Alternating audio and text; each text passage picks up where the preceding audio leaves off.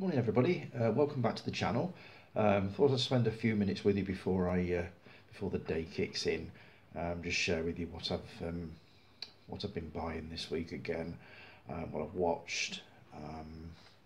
We'll start with this one was recommended to me. I've never seen it. I've heard of it. George Lucas directed it. Coming of age movie.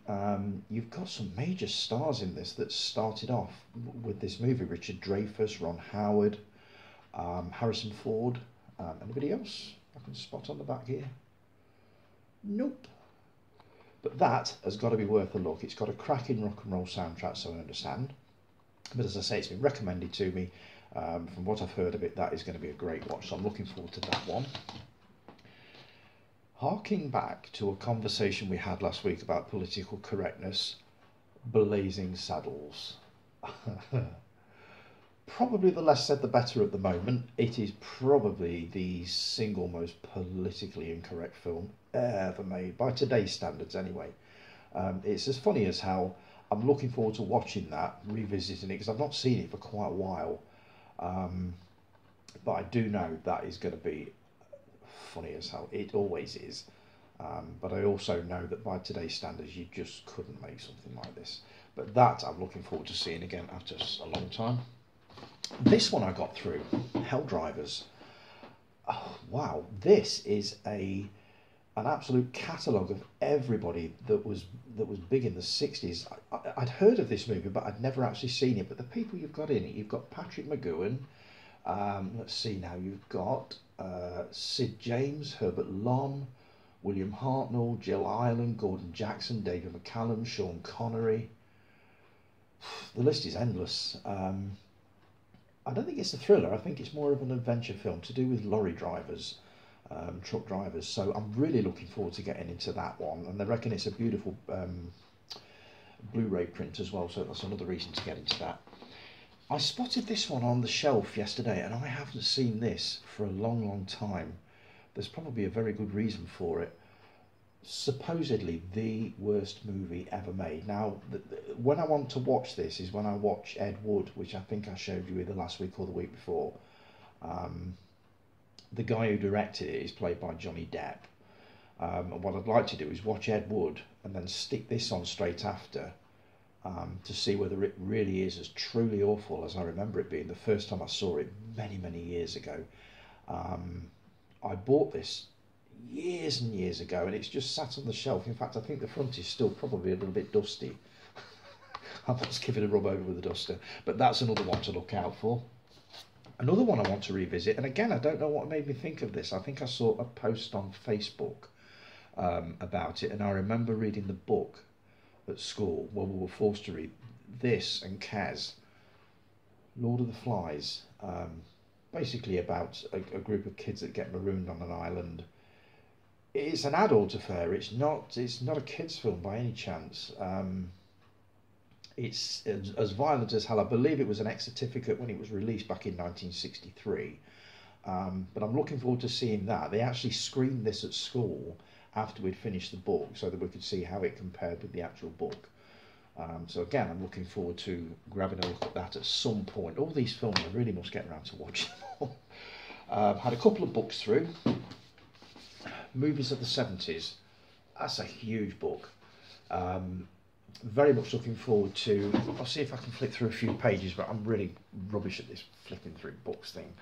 But it's just literally probably every movie from the 70s that you possibly imagine. So what I want to do is go through that. It's a dip into a book. I don't think it's a read from cover to cover thing. So I'm looking forward to getting into that and seeing basically if there are any major classics that I've missed. And also this one, this little gem cropped up on the sale page. Stanley Kubrick Archives, another monster of a book. And it's just everything to do with Kubrick and his movies. I mean, I love Kubrick films. One of my favourite films of all time is A Clockwork Orange. I love The Shining. I just love his work. I think it's amazing. 2001 I thought was brilliant, but if I'm being honest, I did not understand the ending, and that's another reason to watch it again sometime to see whether I can make head nor tail of what the hell it was all about. But that's another one. Watched a couple yesterday.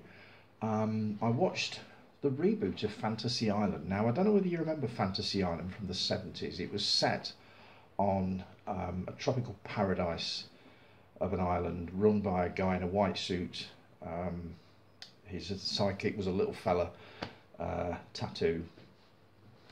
It was just basically you name your fantasy and they make it come true.